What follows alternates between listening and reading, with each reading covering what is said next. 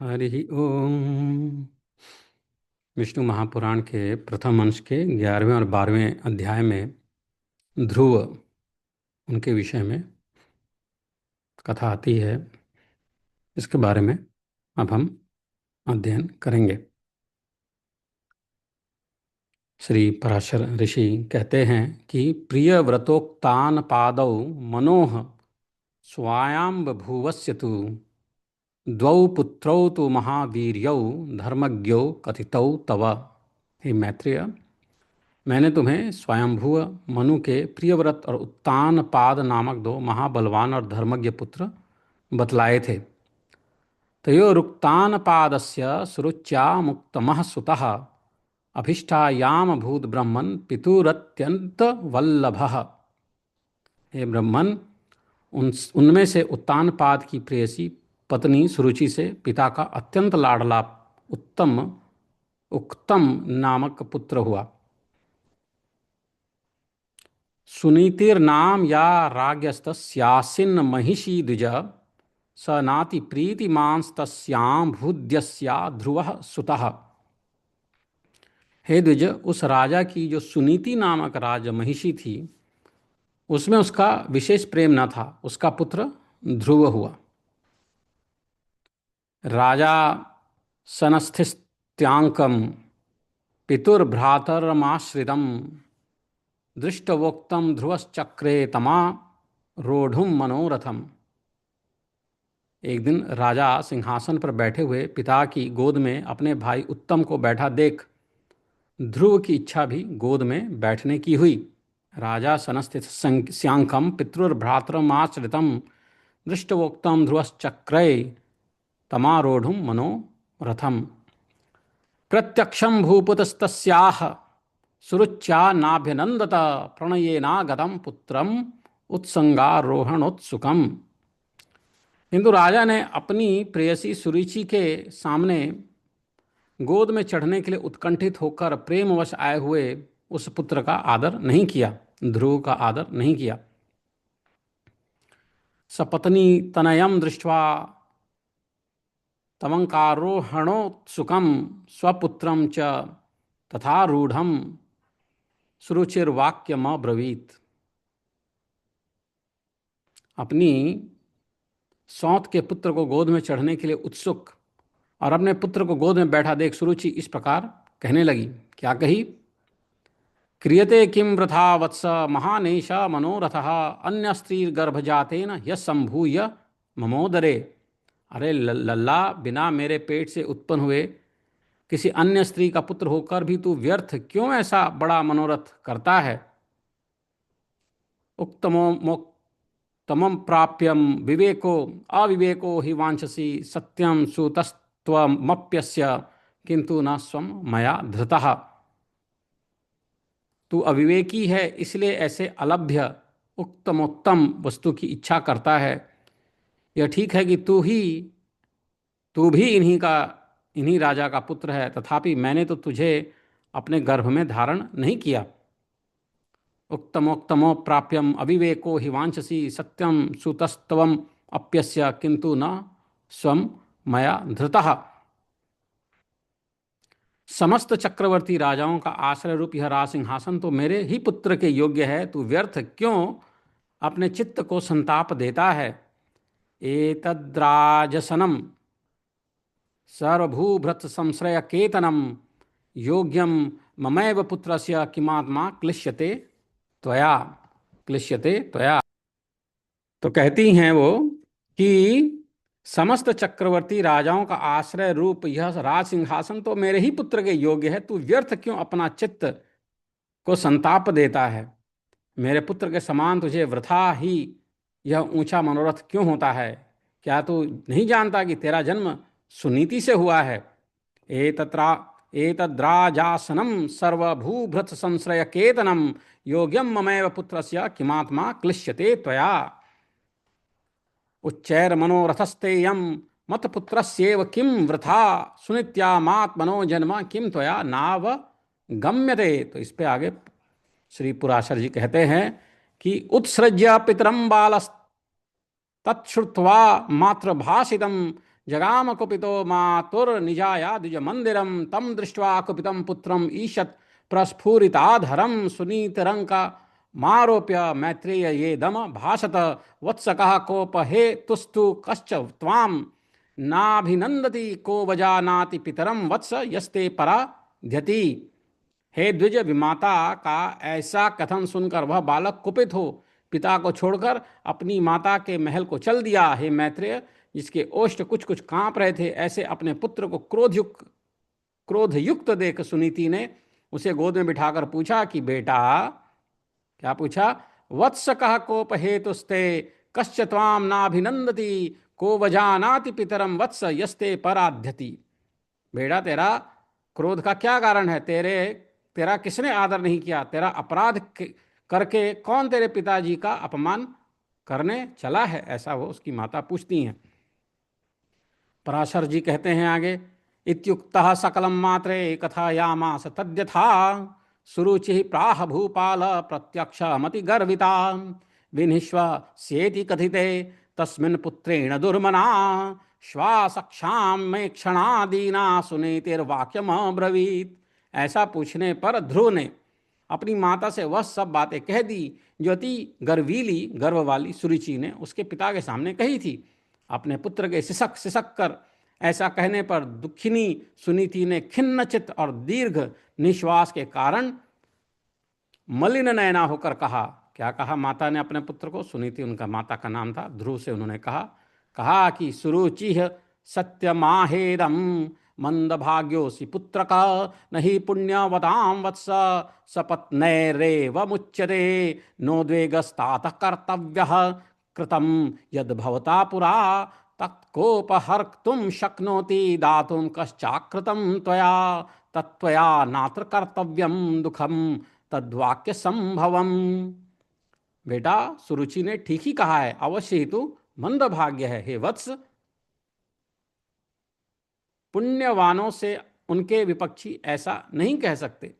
बच्चा, तू व्याकुल मत हो, क्योंकि तूने पूर्व जन्म में जो कुछ किया है उसे दूर कौन कर सकता है, और जो नहीं किया वह तुझे दे भी कौन सकता है। इसलिए तुझे उसके वाक्यों से खेद नहीं करना चाहिए। जो मिलना है वो मिलेगा और जो नहीं मिलना है वो नहीं मिलेगा। किसी के बात कह देने से बुरा नहीं मानते हैं, ऐसा उन्होंने कहा। ठीक है। नो द्वेगस्तात कर्तव्या कृतम यद भवता पुरा तत्वोपहर्तुम शक्नोति दातुम कश्चाकृतं त्वया तत्त्वया नात्र कर्तव्यम दुखम तद्वाक्य संभवम। ऐसा उनकी माता कहती हैं और बिल्कुल सही बात कहती हैं। उसके आगे कहती हैं कि राजासनम राजक्षत्रम वराश्वर वारणाः यस्य पुण्यानि तस्यैते मत्वैक्षाम्य पुत्रक अन्य जन्माकृतैः पुण्यैः सुरुच्यां सुरुचिर्नृपः भार्येति प्रोच्यते चान्य मद्विधा पुण्यवर्जिता पुण्योपचय संपन्नस्तस्या पुत्रस्तथोक्तमः मम पुत्रस्तथा जातः स्वल्प पुण्यो ध्रुवो भवान तथापि दुखम न भवान कर्तुमर्हति पुत्रक यस्य यावत्स तेनैव स्वेन तुष्यति मानवः यदि ते दुःखमत्यर्थं सुरुच्यावचसामभवत् तत्पुण्योपचये यत्नं कुरु सर्वफलप्रदे सुशीलो भव धर्मात्मा मैत्रः प्राणिहिते रतः निम्नं यथापः प्रवणाः पात्रमायान्ति संपदः।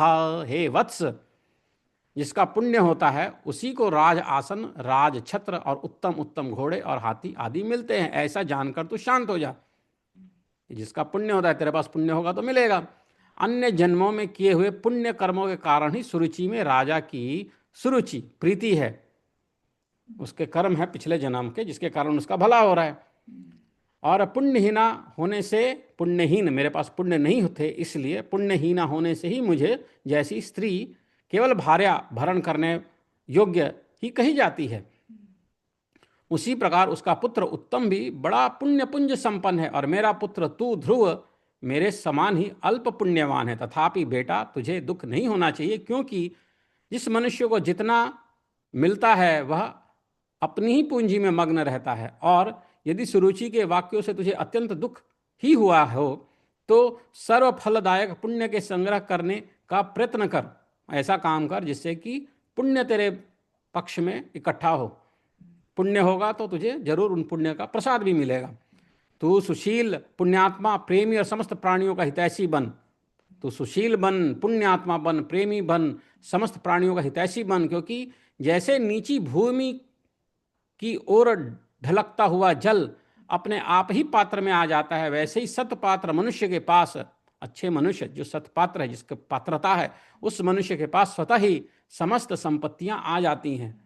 तो ऐसा कर्म करो कि पुण्य इकट्ठा करो, अपने आप ही तुमको जो है उसका फल मिल जाएगा। तुम इस चीज़ की चिंता ना करो कि तुम्हारे जो है सौतेले भाई को जो है उसका पिता जो है अधिक प्रेम कर रहा है और उसी को राज शासन मिलेगा। ध्रुव कहते हैं, अब ध्रुव क्या कहते हैं? अम्ब यक्त्वमिदं प्राक्थ प्रशमाय वचो मम, नैत दुर्वचसा भिन्ने हृदये मम तिष्ठति, सोऽहं तथा यतिष्यामि यथा सर्वोत्तमोत्तमं स्थानं प्राप्स्यास्म शेषाणां जगतामभिपूजितं, सुरुचिर्दयिता राज्ञस्तस्या जातोऽस्मि नोदरात् प्रभावं पश्य मे अम्ब, त्वं वृद्धस्यापि तवोदरे उक्तमः स मम भ्राता यो गर्भेण धृतस्तया, स राजासन माप्नोतु पित्रा दत्तं तथास्तुत, नान्यदत्तमभीप्सामि स्थानमम्ब स्वकर्मणा, इच्छामि तदहं स्थानं यन्न प्राप पिता मम। तो ध्रुव बोलते हैं कि माता जी, तुमने मेरे चित्त को शांत करने के लिए जो वचन कहे हैं वे दुर्वाक्यों से भिंदे हुए मेरे हृदय में तनिक भी नहीं ठहरते। जो मुझे गलत बात कही गई है वो सब बातें अभी भी मेरे हृदय में है, तो आप जो मेरे को शांत करने के लिए बोल रही हैं उससे मेरा मन ठंडा नहीं हो रहा। इसलिए मैं तो अब वही प्रयत्न करूंगा जिससे संपूर्ण लोकों से आदरणीय सर्वश्रेष्ठ पद को प्राप्त कर सकूं। तो मैं ऐसा कोशिश करूंगा, प्रयत्न करूंगा जिससे कि सारी दुनिया में जो सबसे आदरणीय सर्वश्रेष्ठ पद है, स्थान है, वह मुझे मिले। राजा की प्रेयसी तो अवश्य सुरुचि ही है और मैंने उसके उदर से जन्म भी नहीं लिया है, तथापि हे माता, अपने गर्भ में बढ़े हुए मेरा प्रभाव भी तुम देखना, पर तुम भी मेरा प्रभाव देखना मैं क्या करके दिखाता हूँ। उत्तम उसको उत्तम जिसको उसने अपने गर्भ में धारण किया है मेरा भाई ही है। पिता का दिया हुआ राज आसन वही प्राप्त करे, भगवान करे ऐसा ही हो। माता जी, मैं किसी दूसरे के दिए हुए पद का इच्छुक नहीं हूं। मैं तो अपने पुरुषार्थ से, अपनी मेहनत से ही उस पद की इच्छा करता हूं जिसको पिताजी ने भी नहीं प्राप्त किया है। अम्ब यक्त्वमिदं प्राक्थ प्रशमाय वचो मम, नैत दुर्वचसा भिन्ने हृदय मम तिष्ठति, सो अहम तथा यतिष्यामि यथा सर्वोक्तमोक्तमं स्थानं प्राप्स्याम शेषाणां जगतामभिपूजितं, सुरुचिर्दयिता राज्ञस्तस्या जातोऽस्मि नोदरात् प्रभावं पश्य मे अम्ब, त्वं वृद्धस्यापि तवोदरे उक्तमः स मम भ्राता यो गर्भेण धृतस्तया, स राजासनमाप्नोतु पित्रा दत्तं तथास्तु तत्, नान्यदत्तमभिस्यामि स्थानमम्ब स्वकर्मणा, इच्छामि तदहं स्थानं यन्न पाप प्राप पिता मम। तो मुझे ऐसा स्थान प्राप्त हो जिसको कि पिताजी ने भी नहीं प्राप्त किया है, ऐसा स्थान प्राप्त करना चाहते हैं। फिर ध्रुव आगे पराशर ऋषि कहते हैं कि निर्जगाम गृहान मातुरित्युक्त्वा मातरम ध्रुवः, पुराच्च निर्गम्य तत्तः तद बाह्योपवनं ययौ, स ददर्श मुनिः तत्र सप्तपूर्वागतान् ध्रुवः, कृष्णाजिनोत्तरीयेषु विष्टरेषु समास्थितान्, स राजपुत्रस्तान् सर्वान् प्रणिपत्याभ्यभाषत, प्रशयावनतः सम्यग् अभिवादन पूर्वकम। तो पराशर ऋषि कहते हैं कि माता से इस प्रकार कह ध्रुव उसके महल से निकल पड़ा और फिर नगर से बाहर आकर बाहरी उपवन में पहुंचा। निर्जगाम ग्रहान मातुरिक्तुक्त्वा इति उक्त्वा, ऐसा कहकर मातरम ध्रुवा पुराच्य निर्गम्य ततः बाह्योपवनम ययौ। अब क्या हुआ आगे? वहां ध्रुव ने पहले से ही आए हुए 7 मुनीश्वरों को कृष्ण मृग चर्म के बिछौनों से, 7 मुनि ईश्वर जो हैं वहां पे, मुनि वहां पे बैठे थे, वहां ध्रुव ने पहले से ही आए हुए 7 मुनीश्वरों को कृष्ण मृग चर्म के बिछौनों से युक्त आसनों पर बैठे देखा। सदर्श मुनि तत्र सप्तपूर्वागतान् ध्रुवः, कृष्णाजिनोत्तरीयेषु विष्टरेषु समास्थितान्। उस राजकुमार ने उन सबको प्रणाम कर अति नम्रता और समुचित अभिवादन आदि पूर्वक उनसे कहा, प्रणाम किया और उनसे कहा। क्या कहा ध्रुव ने? ध्रुव ने कहा कि हे महात्माओं, मुझे आप सुनीति से उत्पन्न हुआ राजा उत्तानपाद का पुत्र जाने, अर्थात मैं सुनीति का पुत्र हूं। मैं आत्मग्लानि के कारण आपके निकट आया हुआ।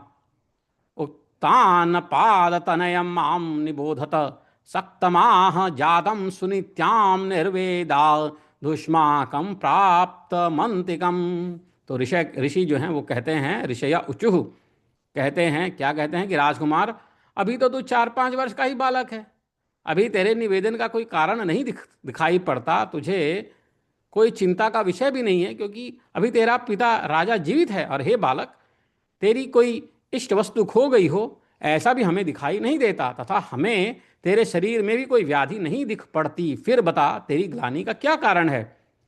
चतुः पंचाब्द संभूतो बालस्त्वं नृपनंदन निर्वेद कारणम किंचित तत्वम नाद्याति वर्तते न चिंत्यम भवता किंचित दध्रियते भूपति पिता न चैवाष्ट वियोगादि तव पश्याम बालक शरीरे न चते व्याधिरस्माभिरूपलक्ष्यते निर्वेदा किन्निमित्तस्ते कथ्यताम यदि विद्यते।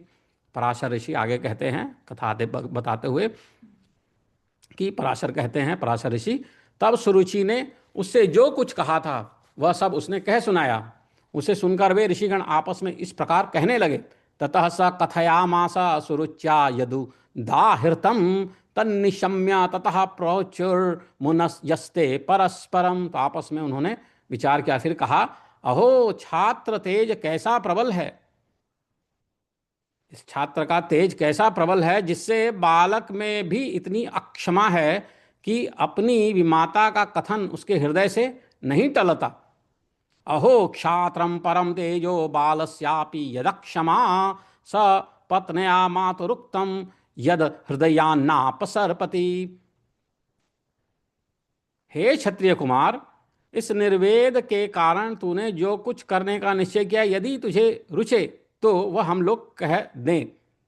भो भो क्षत्रिय दायाद निर्वेदाद्य त्वयाधुना कर्तुम व्यवसितम तन्नः कथयताम यदि रोचते। अगर तुझे रोचता है, पसंद आता है हमारी बात, तो करके दिखा ले। और हे अतुलित तेजस्वी, यह भी बता कि हम तेरी क्या सहायता करें, क्योंकि हमें ऐसा प्रतीत होता है कि तू कुछ कहना चाहता है। यच्च कार्यम त्वास्माभिः सहायम अमित द्युत्ते तदुच्यताम विवक्षुस्त्वम अस्माभिरूपलक्ष्यसे। ध्रुव उवाच, ध्रुव ने कहा कि हे द्विजश्रेष्ठ, मुझे ना तो धन की इच्छा है और न राज की। मैं तो केवल एक उसी स्थान को चाहता हूं जिसको पहले कभी किसी ने ना भोगा हो। हे मुनिश्रेष्ठ, आपकी यही सहायता होगी कि आप मुझे भली प्रकार यह बता दें कि क्या करने से वह सबसे अग्रगण्य स्थान प्राप्त हो सकता है। ना हम अर्थभीप्सामि ना अहम अर्थमभीप्सामि न राज्यम द्विज सत्तमा तत्स्थानमेकमीक्षामि भुक्तं नानेन यत्पुरा एतन्मे क्रियतां सम्यक् कथ्यतां प्राप्यते यथा स्थानमग्रेयं समस्तेभ्यः स्थानेभ्यो मुनिशक्तमाः। मरीचि ऋषि बोले कि हे राजपुत्र, बिना गोविंद की आराधना किए, भगवान विष्णु गोविंद की आराधना किए मनुष्य को वह श्रेष्ठ स्थान नहीं मिल सकता था। तू श्री अच्युत की आराधना कर, भगवान विष्णु की पूजा करो। अनाराधिगतो अनाराधित गोविंदैर्नरैः स्थानं नृपात्मज न हि संप्राप्यते श्रेष्ठं तस्मादाराधयाच्युतम्। अनाराधित गोविंदैर्नरैः स्थानं नृपात्मज न हि संप्राप्यते श्रेष्ठं तस्मादाराधयाच्युतम्। मरीचि ने कहा कि भगवान गोविंद, भगवान अच्युत की पूजा करो, आराधना करो। अत्रि बोले, जो परा प्रकृति आदि से भी परे हैं, जो परा और प्रकृति आदि इन सब से भी परे हैं, वे परम पुरुष जनार्दन जिससे संतुष्ट होते हैं, उसी को वह अक्षय पद मिलता है। यह मैं सत्य सत्य कहता हूं। अक्षय पद मतलब क्षय होता है, क्षय रोग, कुष्ठ रोग, नष्ट होने वाला। अक्षय मतलब जो कभी नष्ट ना हो, ऐसा स्थान जो हमेशा वहां पे रहे, ठीक है, वो जो कभी नष्ट ना हो, वह अक्षय पद है। तो कहते हैं अत्रि उवाच, परः पराणां पुरुषो यस्य तुष्टो जनार्दनः स प्राप्नोत्यक्षयं स्थानम् एतत् सत्यं मयोदितम्। अंगिरा उवाच। यदि तू अग्रय स्थान का इच्छुक है, यदि तू अग्रय स्थान का इच्छुक है तो जिन अव्ययात्मा अच्युत में, भगवान विष्णु में यह संपूर्ण जगत ओतप्रोत है, उन गोविंद की ही आराधना कर, भगवान विष्णु की पूजा करो। ऐसा अंगिरा ऋषि कहते हैं। यस्यांतः सर्वमेवेदम् अच्युत स्याव्ययात्मनः तमाराधाय गोविंदम स्थानमग्रयम यदिच्छसि। पुलत्स्य उवाच। पुलत्स्य ऋषि कहते हैं, बोलते हैं कि जो पर ब्रह्म, परम धाम और पर स्वरूप हैं, उन हरि की आराधना करने से मनुष्य अति दुर्लभ मोक्ष पद को भी प्राप्त कर लेता है। परम ब्रह्म परम धाम यो सौ ब्रह्म यत् तथा परम तम आराध्य हरिम यादि मुक्तिमप्यति दुर्लभाम। तो उनको दुर्लभ मोक्ष पद की भी प्राप्ति होती है भगवान विष्णु को याद करने से। पुलह ऋषि क्या बोलते हैं? पुलह ऋषि बोलते हैं कि हे सुव्रत, जिन जगतपति की आराधना से इंद्र ने अत्युत्तम इंद्र पद प्राप्त किया है, तो उन यज्ञपति भगवान विष्णु की आराधना कर। इंद्रमिंद्र परम स्थानम यमाराध्य जगतपतिम प्राप यज्ञ पतिम विष्णुम तमाराधाय सुव्रत। क्रतु बोले, जो परम पुरुष यज्ञ और योगेश्वर हैं, भगवान विष्णु के अलग अलग नाम है, यज्ञ पुरुष, यज्ञ, योगेश्वर, उन जनार्दन के संतुष्ट होने पर कौन सी वस्तु दुर्लभ रह सकती है। यो यज्ञ पुरुषो यज्ञो योगेशः परम पुमान् तस्मिन् संतुष्ट यद प्राप्यम किम तदस्ति जनार्दने। वशिष्ठ बोले, हे वत्स, विष्णु भगवान की आराधना करने पर तू अपने मन से जो कुछ चाहेगा वही प्राप्त कर लेगा, फिर त्रिलोकी के उत्तम उत्तम स्थान की तो बात ही क्या है। प्राप्नोस्याराधिते विष्णु मनसा यदिच्छसि त्रैलोक्यांतर्गतम स्थानम किमु वत्सोक्तमोक्तमम। ध्रुव ने कहा, हे महर्षिगण, मुझ विनीत को आपने आराध्य देव तो बता दिया, अब उसको प्रसन्न करने के लिए मुझे क्या जानना चाहिए यह बताइए।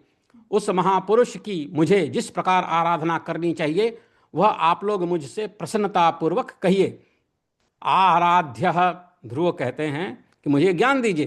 तो ध्रुव कहते हैं, आराध्य कथितो देवो भवद्भिः प्रणतस्य मे मया तत्परितोषाय यज्जप्तव्यम तदुच्यताम यथाचाराधनम तस्य मया कार्यम महात्मनः प्रसाद सुखुमखास्तन्मे कथयन्तु महर्षयः। ऋषिगण बोले, हे राजकुमार, विष्णु भगवान की आराधना में तत्पर पुरुषों को जिस प्रकार उनकी उपासना करनी चाहिए वह तू हमसे यथावत श्रवण कर।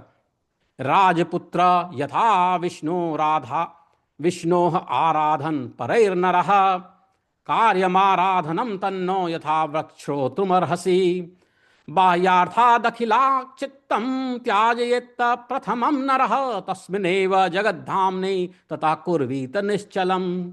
मनुष्य को चाहिए कि पहले संपूर्ण बाहरी विषयों से चित्त को हटावे। जो बाहरी जो चीज़ें हैं जिसमें मनुष्य का हृदय फंसा हुआ है, उससे पहले अपने मन को हटाओ, पहला तो ये चाहिए। और उसे एकमात्र उन जगत आधार, जगत को जो आधार हैं, जगत को जिन्होंने संभाला हुआ है, उनमें स्थिर कर दे। तो बाहरी चीज़ों से मन हटा के बाह्य विषयों से चित्त को हटाओ और भगवान में अपना मन लगाओ। बाह्यार्थ दखिल चित्तम त्याजयेत प्रथमं नरः तस्मिन्नेव जगद्धाम्नि ततः कुर्वीत निश्चलम। इस प्रकार हे राजन, इस प्रकार एकाग्रचित होकर, मन को फोकस करके एकाग्रचित होकर तन्मय भाव से जो कुछ जपना चाहिए वह सुन। एवमेकाग्रचित्तेन तन्मयेन धृतात्मना जप्तव्यम यन्निबोधे तन्नः पार्थिव नंदनः। ओम हिरण्यगर्भ पुरुष प्रधान और अव्यक्त रूप शुद्ध ज्ञान स्वरूप वासुदेव को नमस्कार है। ओम नमो भगवते वासुदेवाय। ओम हिरण्यगर्भ पुरुष प्रधान और अव्यक्त रूप शुद्ध ज्ञान स्वरूप वासुदेव को नमस्कार है, ये बात कहनी है। हिरण्यगर्भ पुरुष प्रधान व्यक्त रूपिणे ओम नमो वासुदेवाय शुद्ध ज्ञान स्वरूपिणे। मंत्र को पूर्व काल में, इस मंत्र को पूर्व काल में तेरे पितामह भगवान स्वयंभुव मनु ने जपा था, स्वयंभुव मनु ने जपा था। तब उनसे संतुष्ट होकर श्री जनार्दन ने उन्हें त्रिलोकी में दुर्लभ मनोवांछित सिद्धि दी थी। उसी प्रकार तू भी इसका निरंतर जप करता हुआ श्री गोविंद को प्रसन्न कर। ददौ यथाभिलषितां सिद्धिं त्रैलोक्य दुर्लभां तथा त्वमपि गोविंदम तोषयै तत्सदा जपन।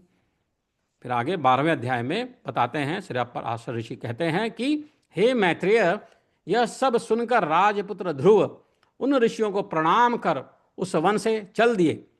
निशम्येत दशेषेण मैत्रेय नृपतेः सुतः निर्जगावनात् तस्मात् प्रणिपत्य सातान् ऋषीन्। और हे द्विज, अपने को कृत कृत्य सा मानकर वह यमुना तटवर्ती अति पवित्र मधु नामक वन में आया। आगे चलकर उस वन में मधु नामक दैत्य रहने लगा था, इसलिए वह इस पृथ्वी तल में मधुवन नाम से विख्यात हुआ। कृत कृत्यामिवात्मानं मन्यामानस्ततो द्विज मधु संज्ञम महापुण्यम जगाम यमुना तटम। पुनश्च मधुसंज्ञेन दैत्यनाधिष्ठितं यतः ततो मधुवनं नाम्ना ख्यातमत्र महीतले। वहीं मधु के पुत्र लवण नामक महाबली राक्षस को मारकर शत्रुघ्न ने मथुर नाम की पुरी बसाई। मथुर नाम की पुरी वहां पे बसाई। हत्वा च लवणम रक्षो मधुपुत्रम महाबलम शत्रुघ्नो मधुराम नाम पुरीम यत्र चकार वै। जिस मधुवन में निरंतर देवदेव श्री हरि की सन्निधि रहती है, उसी सर्व पापापहारी तीर्थ में ध्रुव ने तपस्या की। तो वहां पे भगवान हरि की सन्निधि रहती है। वहां पे उन्होंने मथुर नामक वन में, वहां पे मधुवन में भगवान श्री हरि की सन्निधि रहती है, भगवान वहां हमेशा रहते हैं। और वहां पे उन्होंने जाके ध्रुव ने वहां पे तपस्या की। यत्र वै देवदेवस्य सानिध्यम हरिमेधसः सर्व पाप हरे तस्मै तपस्तीर्थे चकारसः। मरीचि आदि मुनीश्वरों ने उसे जिस प्रकार उपदेश किया था, उसने उसी प्रकार अपने हृदय में विराजमान निखिल देवेश्वर श्री विष्णु भगवान का ध्यान करना आरंभ किया। मरीचि मुख्यैर्मुनिर्भीर्येद्धोदिष्टम भूत तथा आत्मन्यशेष देवेशम स्थितम विष्णु मन्यत। इस प्रकार हे विप्र, अनन्य चित्त होकर ध्यान करते रहने से उसके हृदय में सर्वभूतांतर्यामी भगवान हरि सरतो भाव से प्रकट हुए। अनन्य चेत सशस्तस्य ध्यायतो भगवान हरि सर्वभूतगतो विप्र सर्वभावगतो भवत्। अनन्य चित्त होकर ध्यान करते रहने से उसके हृदय में सर्वभूतांतर्यामी भगवान हरि सर्वतो भाव से प्रकट हुए। अनन्य चेत सशस्तस्य ध्यायतो भगवान हरि सर्वभूतगतो विप्र सर्वभावगतो भवत्। हे मैत्रेय, योगी ध्रुव के चित्त में भगवान विष्णु के स्थित हो जाने पर सर्वभूतों को धारण करने वाली पृथ्वी उसका भार न संभाल सकी। योगी ध्रुव के चित्त में भगवान विष्णु के स्थित हो जाने पर सर्वभूतों को धारण करने वाली पृथ्वी उसका भार न संभाल सकी। भगवान विष्णु जब उनके शरीर में चले गए तो वजन को जो है माता पृथ्वी जो है, जो कि सारे जीव और दूसरी चीज़ों को धारण करती हैं, उसको वो नहीं संभाल सकी। मनस्यावस्थिते तस्मिन् विष्णु मैत्रेय योगिनः न शशाक धरा भारमुद्धोढुम भूतधारिणी। उसके बाएं चरण पर खड़े होने से पृथ्वी का बायां आधा भाग झुक गया और फिर दाएं चरण पर खड़े होने से दायां भाग झुक गया। वाम पाद स्थिते तस्मिन् नामार्धे न मेदिनी द्वितीयं च न नामार्धम छेते क्षितेर्दक्षिणता स्थिते।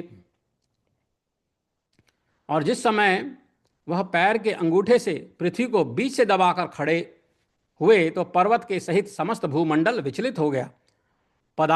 अंगुष्ठेन संपीड्य पाद अंगुष्ठेन संपीड्य यदा स वसुधां स्थितः तदा समस्ता वसुधा चचाल सह पर्वतैः। हे महामुने, उस समय नदी, नद और समुद्र आदि सभी अत्यंत क्षुब्ध हो गए और उनके क्षोभ से देवताओं में भी बड़ी हलचल मची।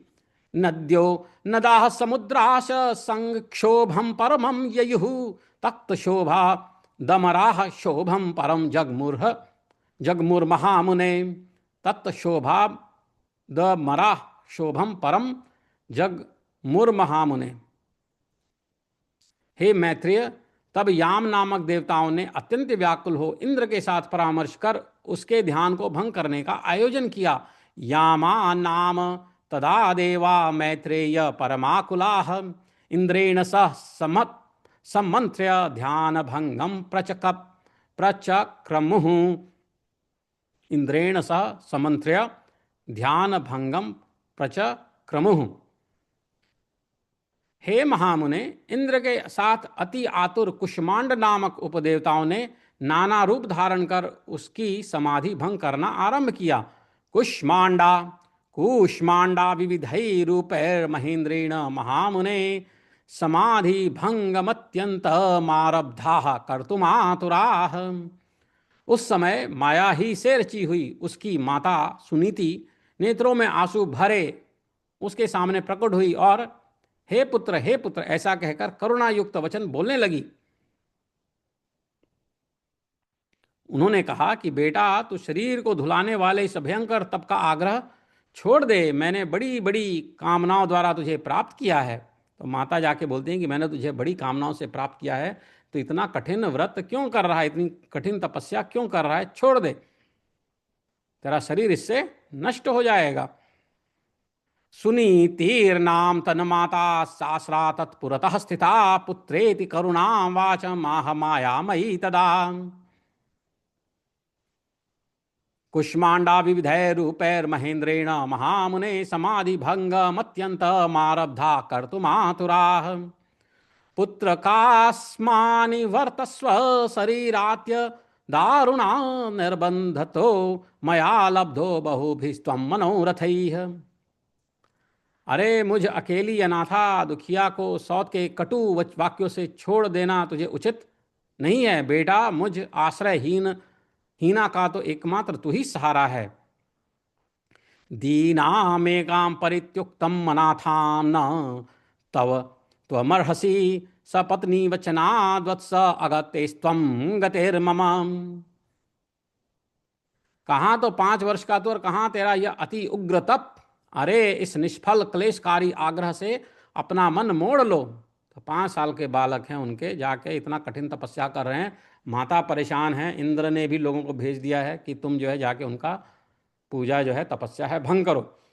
माता भी कह रही हैं कि भाई क्यों मुझे छोड़ के आ गया, तू ही मेरा एकमात्र पुत्र है जो कि बड़े कठिनाई से मुझे प्राप्त हुआ है।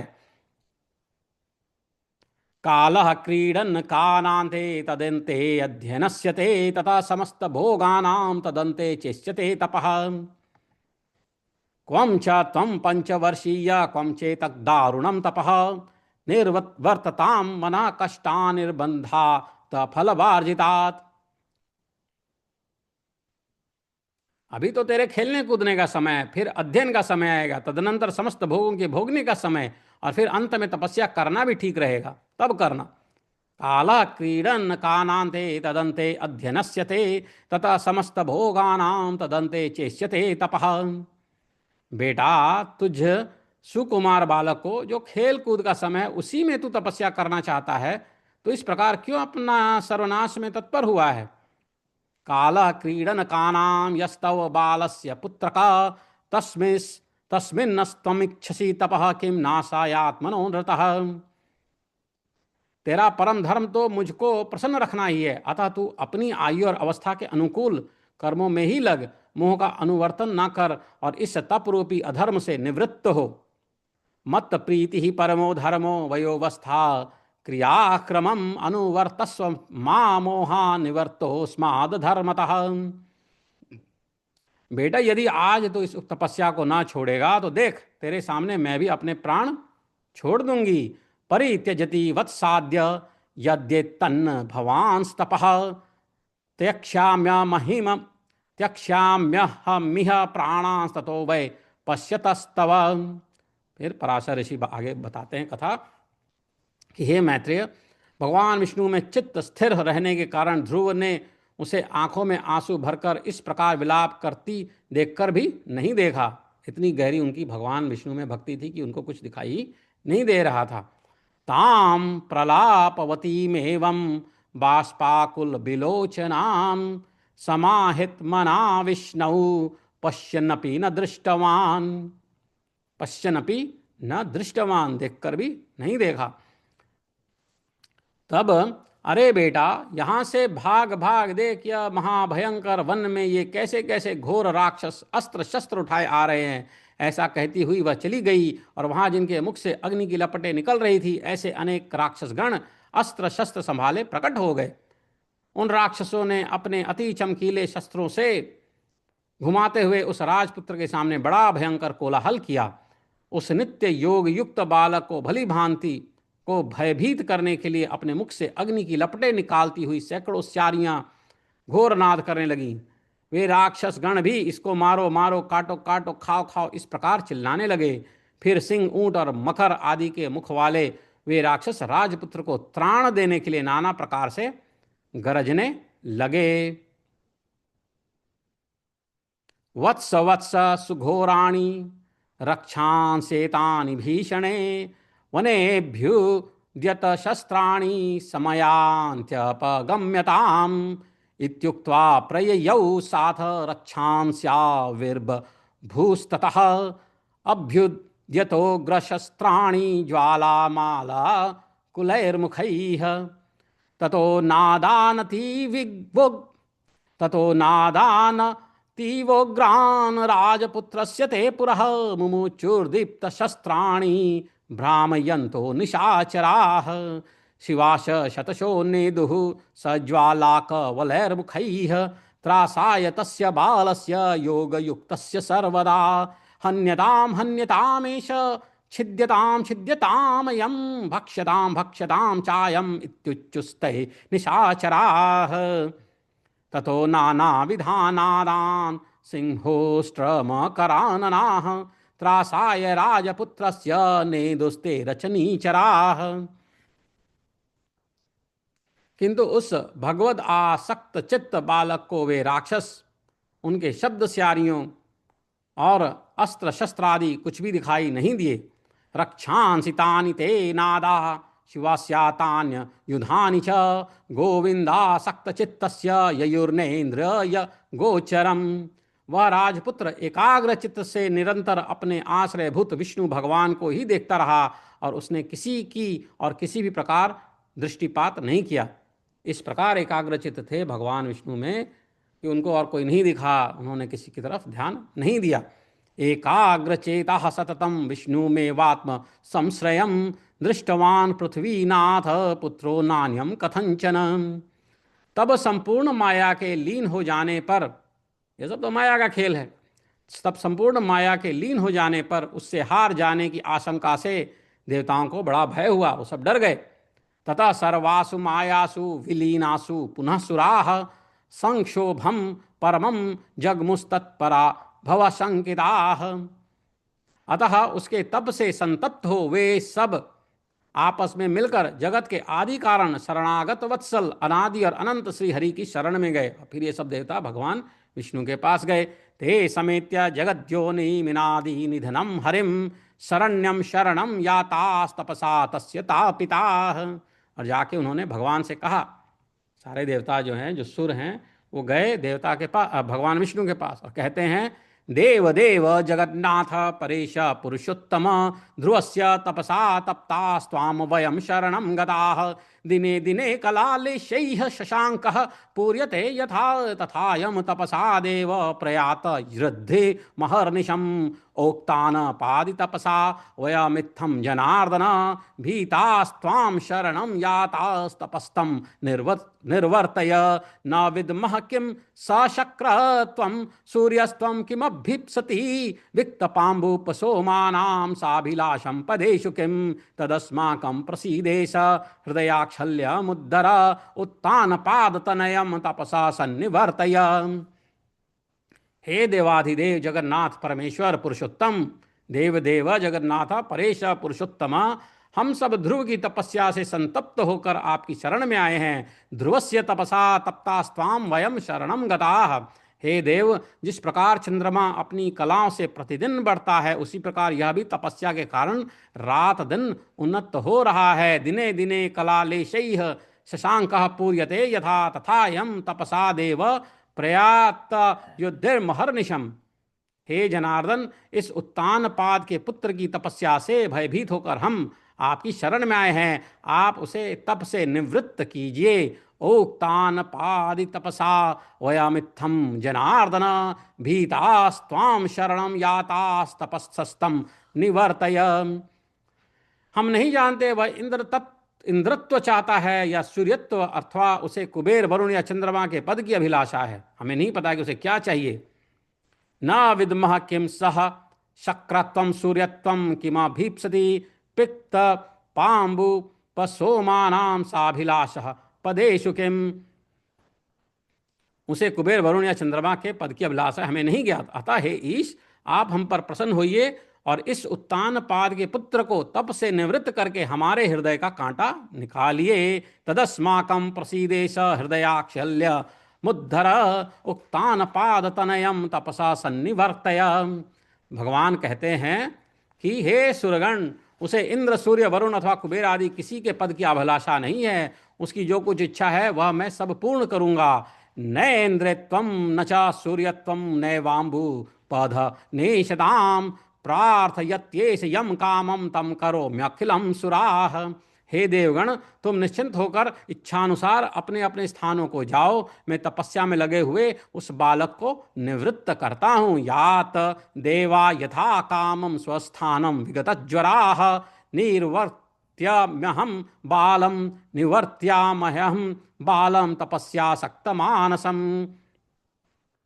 पराशर उवाच। पराशर ऋषि कहते हैं कि देवाधिदेव भगवान के ऐसा कहने पर इंद्र आदि समस्त देवगण उन्हें प्रणाम कर अपने अपने स्थानों को गए। इत्युक्त्वा इत्युक्ता देवदेवेन प्रणम्य त्रिदशास्ततः प्रययुः स्वानि धिष्ण्यानि शतक्रतु परोगमाः।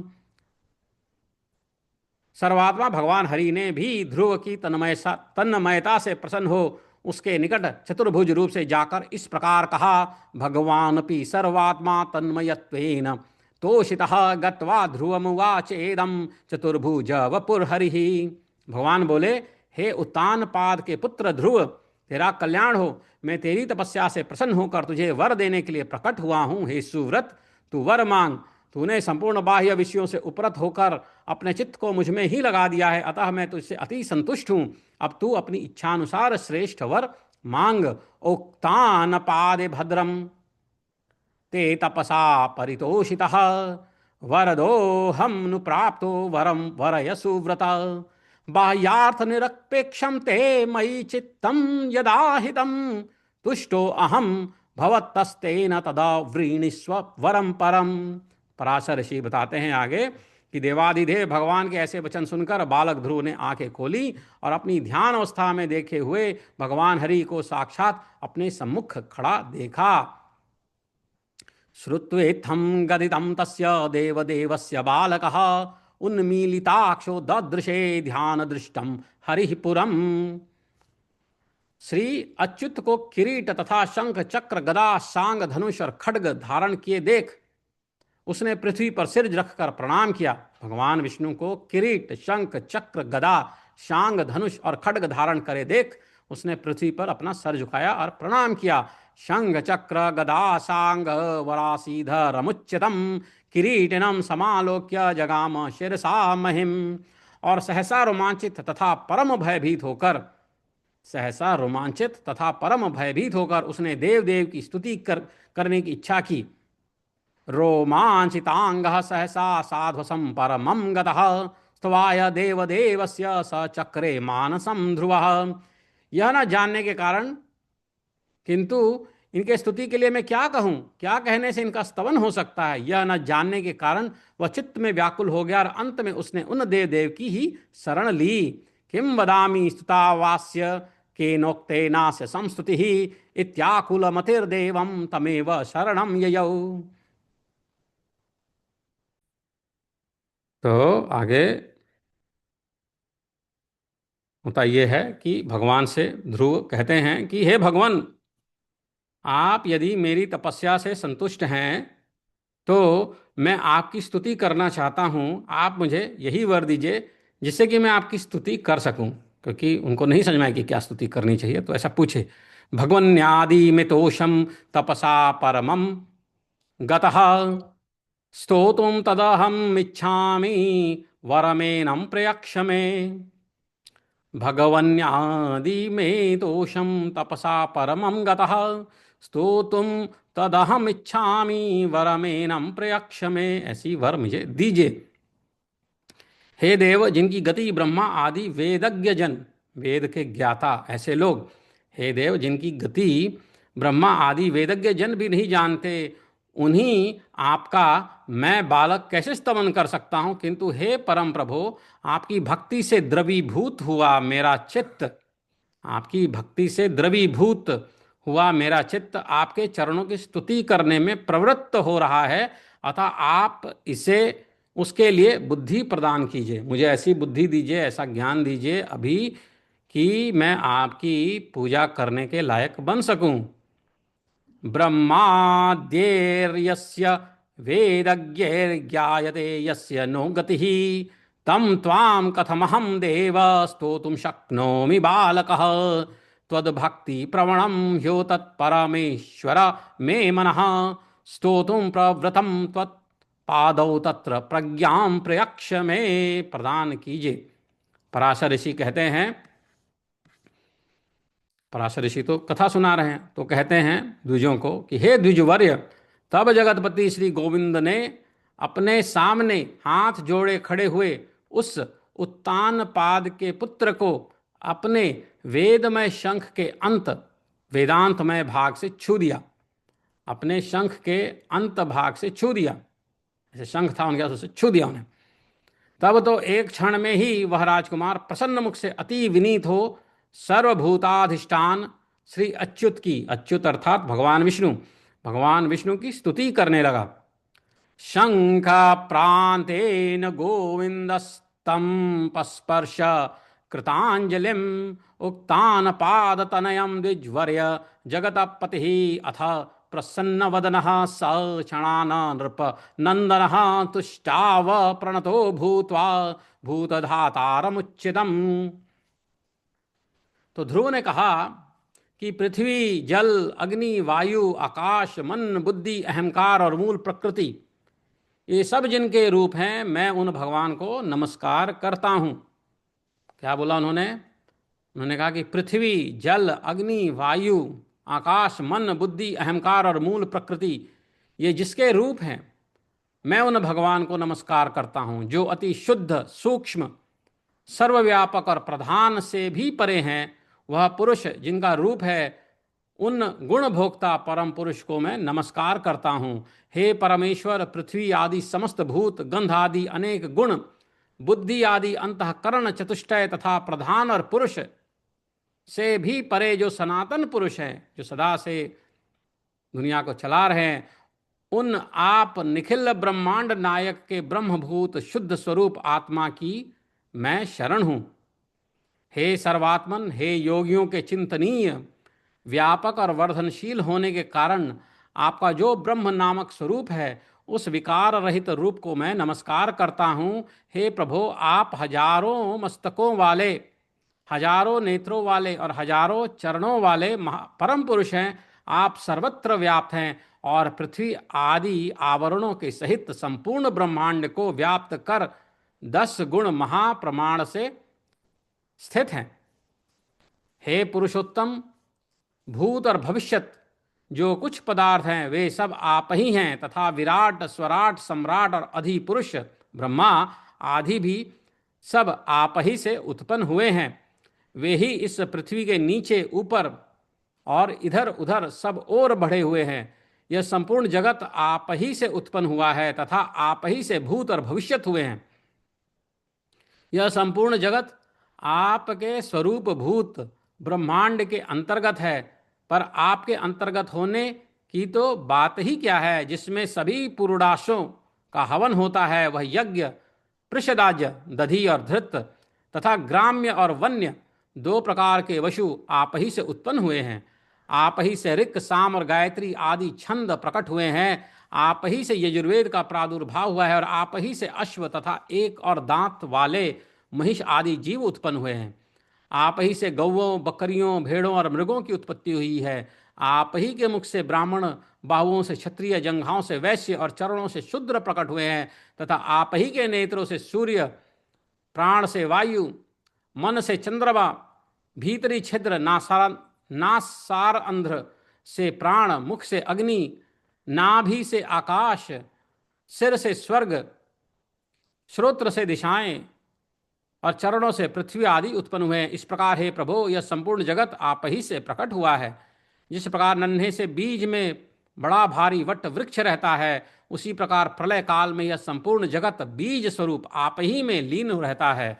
जिस प्रकार बीज से अंकुर रूप में प्रकट हुआ वट वृक्ष बढ़कर अत्यंत विस्तार वाला हो जाता है, उसी प्रकार से सृष्टि काल में यह जगत आप ही से प्रकट होकर फैल जाता है। हे ईश्वर, जिस प्रकार केले का पौधा छिलके और पत्तों से अलग दिखाई नहीं देता, उसी प्रकार जगत से आप पृथक नहीं है, वह आप ही में स्थित देखा जाता है।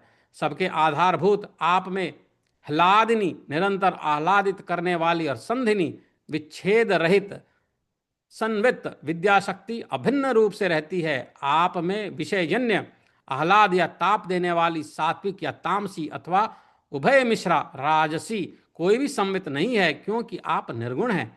आप कार्य दृष्टि से पृथक रूप और कारण दृष्टि से एक रूप हैं। आप ही भूत सूक्ष्म है और आप ही नाना जीव रूप हैं। हे भूतांतरात्मन, ऐसे आपको मैं नमस्कार करता हूँ। योगियों के द्वारा अंतःकरण में आप ही महतत्व प्रधान पुरुष, विराट, सम्राट, स्वराट आदि रूपों से भावना किए जाते हैं और क्षयशील पुरुषों में आप नित्य अक्षय हैं। आकाश आदि सर्वभूतों में सार अर्थात उनके गुण रूप आप ही हैं। समस्त रूपों को धारण करने वाले होने से सब कुछ आप ही हैं, सब कुछ आप ही से हुआ है, अतएव सबके द्वारा आप ही हो रहे हैं, इसलिए आप सर्वात्मा को नमस्कार है। हे सर्वेश्वर, आप सर्वात्मक हैं क्योंकि संपूर्ण भूतों में व्याप्त हैं। अतः मैं आपसे क्या कहूँ, आप स्वयं ही सब हृदय स्थित बातों को जानते हैं। हे सर्वात्मन, हे सर्वभूतेश्वर, हे सर्वभूतों के आदि स्थान, आप सर्वभूत रूप से सभी प्राणियों के मनोरथों को जानते हैं। हे नाथ, मेरा जो कुछ मनोरथ था वह तो आपने सफल कर दिया, और हे जगतपति, मेरी तपस्या भी सफल हो गई क्योंकि मुझे आपका साक्षात दर्शन हुआ। इस प्रकार उन्होंने भगवान विष्णु की पूजा की। भगवान विष्णु की पूजा इसी प्रकार की बातों का अर्थ समझने के बाद अब उन्होंने क्या पूजा की वही हम पढ़ते हैं। भूमिरापो नलो वायुः खं मनो बुद्धिरेव च भूतादिरादि प्रकृतिर्यस्य रूपं नतोऽस्मि तम शुद्धः सूक्ष्मोऽखिल व्यापी प्रधानात् परतः पुमान् यस्य रूपं नमस्तस्मै पुरुषाय गुणाशिने भूरादीनां समस्तानां गन्धादीनां च शाश्वतः बुद्ध्यादीनां प्रधानस्य पुरुषस्य च यः परः तम ब्रह्मभूत मात्मानं शेष जगतः पतिं प्रपद्ये शरणं शुद्धं त्वद्रूपं परमेश्वर ब्रह्मत्वाद ब्रह्मणत्वाच्च यद्रूपं ब्रह्म संयदं तस्मै नमस्ते सर्वात्मन् योगी चिन्त्या विकारिणे सहस्रशीर्षा पुरुषः सहस्राक्ष सहस्रपात् सर्वव्यापी भुवः स्पर्शादित्यस्तिष्ठः स्पर्शादित्यतिष्ठ दशांगुलं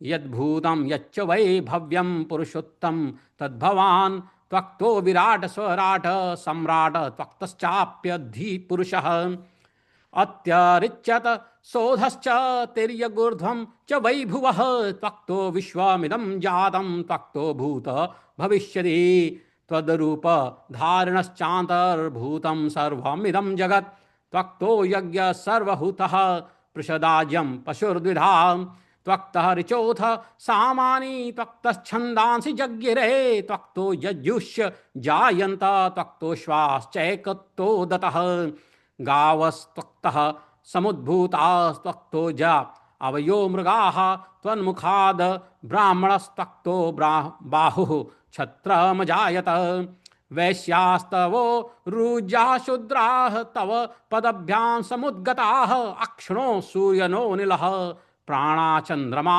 मनस्तव प्राणोन्तः सुशीरा जातो मुखादग्निराजायत नाभितो गगनं द्योश्च शिरसा समवर्तत प्राणोन्ता सुशिरा जातो मुखादाग्निराजायत नाभितो गगनं द्योश्च शिरसा समवर्तत दिशः श्रोताक्षितिः पद्भ्या त्वक्ता सर्वभमुदिदम् दिशा श्रोत्राक्षिति पदभ्यां त्वक्ता सर्वमभूदिदं नयग्रोधा सुमहानल्पे यथा बीजे व्यवस्थितः संयमे विश्वमखिलं बीजभूते तथा त्वयि बीजादङ्करु सम्भूतो नयग्रोधस्तु समुत्थितः विस्तारं च यथा याति त्वक्तः सृष्टौ तथा जगत् यथा हि कदलीनन्यां यथा हि कदलीनान्या त्वकपत्रादपि दृश्यते एवं विश्वस्य नान्यस्त्वं तत्स्थाईश्वर दृश्यते हिलादिनी संधिनी संवित्त्वयेको सर्वसंस्थितौ ह्लादतापकरी मिश्रा त्वयि नो गुणवर्जिते पृथग् भूतैकभूताय भूतभूताय ते नमः प्रभूतभूतभूताय तुभ्यं भूतात्मने नमः व्यक्तं प्रधान पुरुषौ विराट सम्राट स्वराट तथा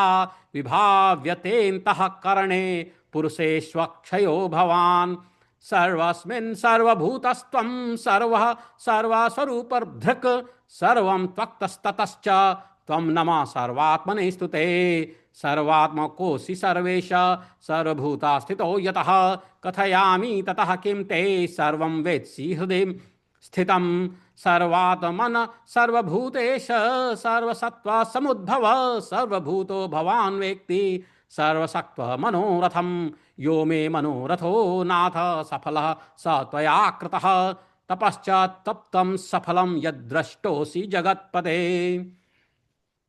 इस प्रकार उन्होंने भगवान की पूजा की, उनकी अर्चना की और इस पर भगवान कहते हैं कि हे ध्रुव, तुमको मेरा साक्षात दर्शन प्राप्त हुआ, इससे अवश्य ही तेरा सफलता तो सफल हो गई, परंतु हे राजकुमार, मेरा दर्शन भी तो कभी निष्फल नहीं होता, इसलिए तुझको जिस वर की इच्छा हो वही मांग ले। मेरा दर्शन हो जाने पर पुरुषों को सभी कुछ प्राप्त हो सकता है। तपस्तत्फलं प्राप्तं यदृष्टोऽहं त्वया ध्रुव मद्दर्शनं हि विफलं राजपुत्र न जायते वरं वरय तस्मात् त्वं यथा भीमतमात्मनः सर्वं सम्पद्यते पुंसां मयि दृष्टिपथं गते। ध्रुव उवाच, ध्रुव कहते हैं कि हे भूत भव्येश्वर, आप सभी के अंतःकरणों में विराजमान हैं। हे ब्राह्मण, मेरे मन की जो कुछ अभिलाषा है वह तो आपसे छिपी नहीं है, वह क्या आपसे छिपी हुई है। तो भी हे देव देवेश्वर, मैं दुर्विनीत जिस अति दुर्लभ वस्तु की हृदय से इच्छा करता हूँ उसे आपकी आज्ञानुसार आपके प्रति निवेदन करूँगा। हे समस्त संसार को रचने वाले परमेश्वर, आपके प्रसन्न होने पर संसार में क्या दुर्लभ है।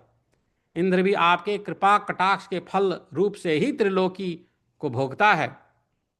प्रभो, मेरी सौतेली माता ने गर्व से अति बढ़ चढ़कर मुझसे यह कहा था कि जो मेरे उदर से उत्पन्न नहीं है उसके योगी यह राजासन नहीं है। अतः हे प्रभो, आपके प्रसाद से मैं उस सर्वोत्तम एवं अव्यय स्थान को प्राप्त करना चाहता हूँ जो संपूर्ण विश्व का आधार भूत हो। भगवन् भूत भव्येश सर्वस्यास्ते भवान् हृदि किमज्ञातं तव ब्रह्मण मनसा यन्मयेक्षितं तथापि तुभ्यं देवेश कथयिष्यामि यन्मया प्रार्थ्यते दुर्विनीतेन हृदयेनाति दुर्लभं किं वा सर्वजगत्सृष्टः प्रसन्ने त्वयि दुर्लभं त्वत्प्रसाद फलं भुङ्क्ते त्रैलोक्यं मधवानपि नैतद्राजासनं योग्यं जातस्य ममोदरादिति गर्वादवोच्चन्मां सपत्नी मातुरुच्चकैः आधारभूतं जगतः सर्वेषामुत्तमोत्तमं प्रार्थयामि प्रभो स्थानं तत्प्रसादात् ततो व्ययम्। श्री भगवान वाच, भगवान कहते हैं कि अरे बालक, तूने अपने पूर्व जन्म में भी मुझे संतुष्ट किया था, इसलिए तू जिस स्थान की इच्छा करता है उसे अवश्य प्राप्त करेगा। यक त्वया प्रार्थ्यते स्थानम एत प्राप्स्यति, वही भवान त्वया हम तोषितः पूर्व मन्य जन्मनि बालक। पूर्व जन्म में तू एक ब्राह्मण था और मुझ में निरंतर एकाग्रचित्त रहने वाला, माता पिता का सेवा तथा सर्व स्वधर्म का पालन करने वाला था। त्वमासीर ब्राह्मण पूर्व मय्येकाग्रमति सदा, माता पित्रोच शुश्रूषुर्निर्धर्मानुपालक। शुश्रूषुर निज धर्मानुपालक, माता पित्रोच शुश्रूष निज धर्मानुपालक। कालेन गच्छता मित्रं राजपुत्रस्त्वाभवत्, यौवने अखिल भोगाढ्यो दर्शनीयोज्ज्वलाकृतिः। पूर्व में जन्म में तू एक ब्राह्मण था और मुझ में निरंतर एकाग्रचित्त रहने वाला, माता पिता का सेवक तथा स्वधर्म का पालन करने वाला था। कालांतर में एक राजपुत्र तेरा मित्र हो गया। वह अपनी युवावस्था में संपूर्ण भोगों से संपन्न, अति दर्शनीय रूप लावण्य युक्त था। उसके संग से उसके दुर्लभ वैभव को देखकर तेरी भी इच्छा हुई कि मैं भी राजपुत्र होऊं। काले न गच्छता मित्रम राजपुत्र स्तवाभवत्, यौवने अखिल भोगाढ्यो दर्शनीयोज्ज्वलाकृति। तत्संगातस्य तामृद्धिं बलोक्यति दुर्लभां, भवेयं राजपुत्रोऽहमिति वांछा त्वया कृता। अतः हे ध्रुव, तुझको अपनी मनोवांछित राजपुत्रता प्राप्त हुई, और जिन स्वयंभू मनु के कुल में और किसी को स्थान मिलना अति दुर्लभ है, उन्हीं के घर में तूने उत्तानपाद के यहाँ जन्म लिया। तथो यथाभिलषिता प्राप्ता ते राजपुत्रता, उक्तानपादस्य गृहे जातोसि ध्रुव दुर्लभे, अन्येषां दुर्लभम स्थानम कुले स्वयंभुवस्य यत्। अरे बालक, औरों के लिए यह स्थान कितना ही दुर्लभ हो, परंतु जिसने मुझे संतुष्ट किया है उसके लिए तो यह अत्यंत तुच्छ है। मेरी आराधना करने से तो मोक्ष पद भी तत्काल प्राप्त हो सकता है, फिर जिसका चित्त निरंतर मुझ में ही लगा हुआ है उसके लिए सर्वाधिक स्वर्ग आदि लोकों का तो कहना ही क्या। तस्येतत्परं बाल येनाहं परितोषितः, मामाराध्य नरो मुक्तिं वाप्नु नित्य विलंबितां, मय्यर्पित मना बाल किमु स्वर्गादिकं पदम्। हे ध्रुव मेरी कृपा से हे ध्रुव मेरी कृपा से तू निस्संदेह उस स्थान में जो त्रिलोकी में सबसे उत्कृष्ट है, संपूर्ण ग्रह और तारामंडल का आश्रय बनेगा। हे ध्रुव मेरी कृपा से तू निस्संदेह उस स्थान में जो त्रिलोकी में, तीनों लोकों में सबसे उत्कृष्ट है, संपूर्ण ग्रह और तारामंडल का आश्रय बनेगा। हे ध्रुव, मैं तुझे वह ध्रुव स्थान देता हूँ, निश्चल स्थान देता हूँ, जो सूर्य, चंद्र, मंगल, बुध, बृहस्पति, शुक्र और शनि आदि ग्रहों, सभी नक्षत्रों, सप्तर्षियों और संपूर्ण विमानचारी देवगणों से ऊपर है। त्रैलोक्यादधिके स्थाने सर्वताराग्रहाश्रय, भविष्यति न संदेहो मत प्रसादाद भवान ध्रुव। सूर्योत्सोमाक तथा भौमा सोमपुत्राद बृहस्पते, सितार्क तनयादीनां सर्ववृक्षाणां तथा ध्रुव। सप्तर्षीणाम शेषाणाम ये च वैमानिकाः सुराः, सर्वेषामुपरि स्थानं तव दत्तं मया ध्रुव। देवताओं से कोई तो केवल 4 युग तक और कोई एक मनवंतर तक ही रहते हैं, किंतु तुझे मैं एक कल्प तक की स्थिति देता हूँ। कैचिर चतुर्युगम यावत् केचिन्मन्वन्तराः सुराः, तिष्ठन्ति भवतो दत्ता मया वै कल्प संस्थितिः। तेरी माता सुनीति भी अति स्वच्छ तारा रूप से उतने ही समय तक तेरे पास एक विमान पर निवास करेगी। सुनीतिरपि ते माता त्वदासानिति निर्मला, विमाने तारका भूत्वा तावत् कालम निवत्स्यति। और जो लोग समाहित चित्त से सायंकाल और प्रातःकाल के समय तेरा गुण कीर्तन करेंगे उनको महान पुण्य होगा। ये च त्वाम मानवाः प्रातः सायं च सुसमाहिताः, कीर्तिष्यन्ति तेषां च महत् पुण्यं भविष्यति। और जो लोग समाहित चित्त से सायंकाल और प्रातः काल के समय तेरा गुण कीर्तन करेंगे उनको महान पुण्य होगा, उनको महान पुण्य होगा। पराशर ऋषि कहते हैं आगे, एवं पूर्वं जगन्नाथा देव देवार्जनार्दनात् वरम प्राप्य ध्रुव स्थान मध्यास्ते स महामते। हे महामते, इस प्रकार पूर्व काल में जगतपति देवाधिदेव भगवान जनार्दन विष्णु से वर पाकर ध्रुव उस अत्युत्तम स्थान में स्थित हुए।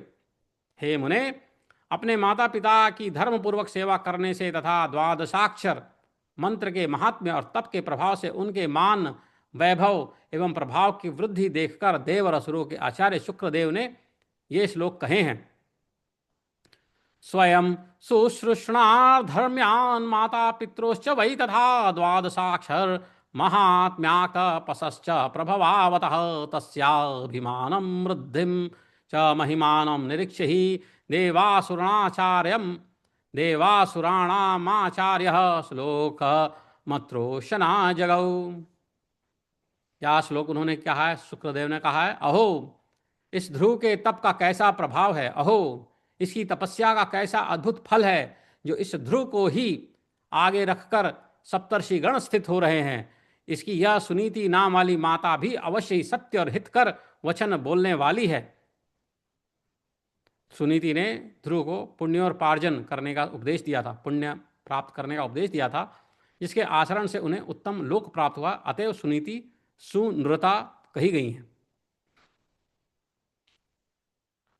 इसकी यह सुनीति, ऐसा जो है शुक्रदेव कहते हैं कि इसकी यह सुनीति नाम वाली माता भी अवश्य ही सत्य और हितकर वचन बोलने वाली हैं। संसार में ऐसा कौन है जो इसकी महिमा का वर्णन कर सके, जिसने अपनी कोख में उस ध्रुव को धारण करके त्रिलोकी का आश्रयभूत अति उत्तम स्थान प्राप्त कर लिया, जो भविष्य में भी स्थिर रहने वाला है।